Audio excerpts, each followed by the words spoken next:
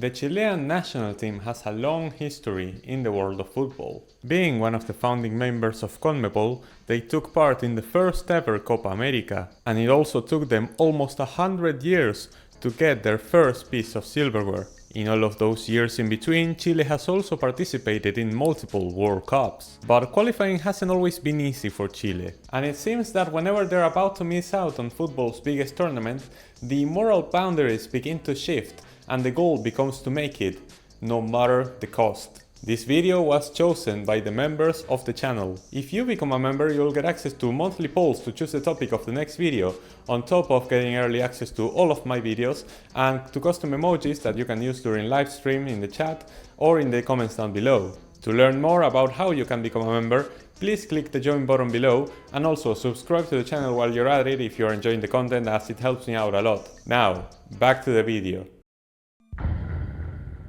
First, we're gonna talk about in the only time that Chile was actually successful in qualifying to a World Cup in an unorthodox way. In the CONMEBOL qualifiers for the 1974 World Cup, Chile were placed into Group 3 against Peru and Venezuela, but the Venezuelans ended up withdrawing from the competition.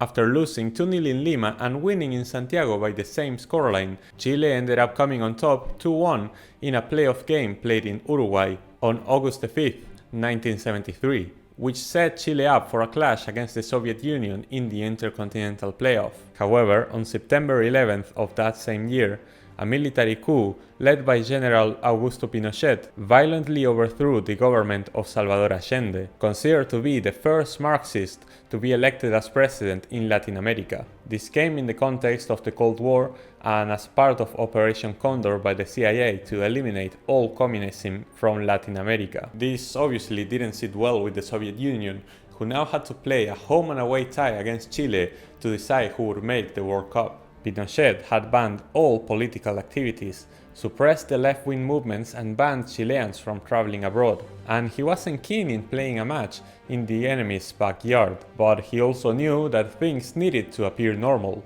and so the Chilean national team was allowed to travel to Moscow under the promise to not give any political statements. The game had so much tension surrounding it that Soviet authorities didn't allow a single journalist or camera inside the stadium. It's insane that the game was played in the first place, with rumors of Chilean players getting arrested in exchange for political prisoners back home. In the end, the first leg was a 0-0 draw, meaning there was still a lot to play for in Santiago, but there was no way that the Estadio Nacional was gonna be the hosting venue. The entire facility was being used as a detention center for political opponents of the regime. It is estimated that at its peak, 7,000 prisoners were held captive here. The Football Federation of Chile offered a few alternative venues, but again, Pinochet's goal was to demonstrate normality. The Estadio Nacional would host the game, no matter what. The Soviets demanded the game was played on a neutral venue, but this was quickly rejected by FIFA. And to demonstrate that the Estadio Nacional was in condition to host the game,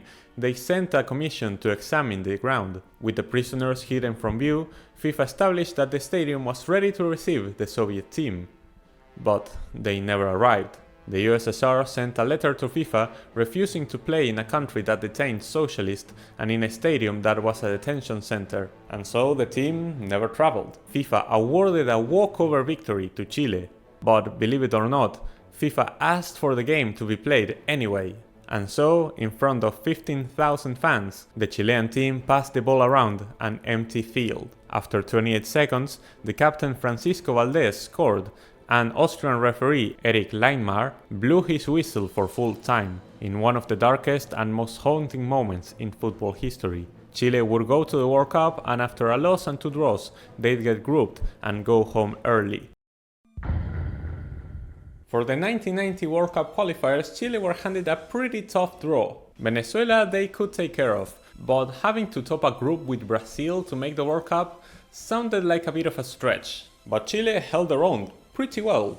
They got off to a good start, beating Venezuela in Caracas. Against Brazil, they would have to battle like warriors if they wanted to get a result. But I think they took that message a bit too literally. The game was extremely heated both on and off the pitch, and the incidents from rioting fans got Chile banned from hosting their next game against Venezuela.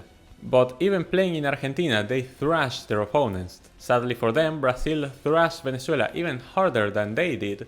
And so, going into the final match day, Chile and Brazil were tied on 5 points, with Brazil having the better goal difference, meaning that Chile had to win in the Maracanã to make the World Cup. Just like the first clash between the two, the game was plagued with fouls and nasty tackles, but no goals, until the 49th minute when Careca scored for Brazil and Chile's chances to qualify became very, very slim. It was here that the captain of the team and one of the best goalkeepers Chile has ever had, Roberto Rojas, decided to go through with his plan.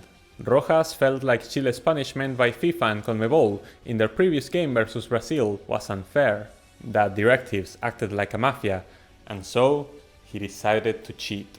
In the 67th minute, a Brazilian fan by the name of Rosneri Melo threw a flare towards Rojas, and the goalkeeper fell down to the ground. Upon seeing that he was bleeding, the officials and the rest of the players left the pitch and the game was suspended. However, the next morning, what wasn't captured by TV cameras became pretty obvious. The flare landed nowhere near Rojas, and he instead had dropped to the ground pretending, and had hurt himself with a blade that was hidden in his glove. And according to multiple witnesses, upon arriving to the scene, one of the team's medics, Alejandro Koch, made a few other cuts around his head, which would explain the excessive amount of blood raining Rojas' face. The moment the jig was up, there was no coming back. Brazil were awarded the win and qualified. Roberto Rojas was banned for life and was forced to retire. And worst of all for Chilean football, FIFA decided to ban Chile from taking part in qualifiers for the 1994 World Cup. So in a way, Rojas was responsible for Chile missing out on not one, but 2 World Cups, and had to leave the country in dishonor. He now lives in Sao Paulo, only a few miles away from the place where he made the worst decision of his life. As back-to-back Copa America champions, one would expect that Chile would have no trouble qualifying to the 2018 World Cup. But in fact, the Golden Generation was having a bunch of trouble against teams that they were supposed to beat. Such was the case of Bolivia. In a shocking result, Chile drew 0-0 with Bolivia at home in matchday 8, but the Chilean FA found out that the substitute Nelson Cabrera was actually born in Paraguay and didn't have the necessary documents to represent Bolivia. And so the Chilean FA was quick to send a complaint to FIFA, who awarded Chile a 3-0 win, so 2 more points than what they normally would have gotten. However, Peru had played Bolivia in the same window and had lost to the Altitude Merchants in La Paz. Cabrera had also come off the bench in that game, and so Peru sent a complaint to FIFA and were awarded all 3 points. When all was said and done, Chile missed out on the Intercontinental Playoffs on goal difference, finishing just below, you guessed it, Peru.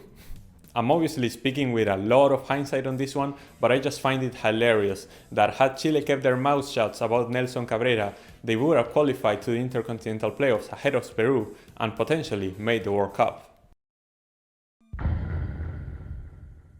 And finally, we get to the most recent incident, the one probably you're more aware of. In the World Cup qualifiers for Qatar 2022, Chile finished in 7th place, 5 points behind Peru for that Intercontinental Playoff spot. But once again, Chile were not gonna give up that easily, and they decided to target a player who had a long history of problems with his documents, Ecuadorian right-back Byron Castillo.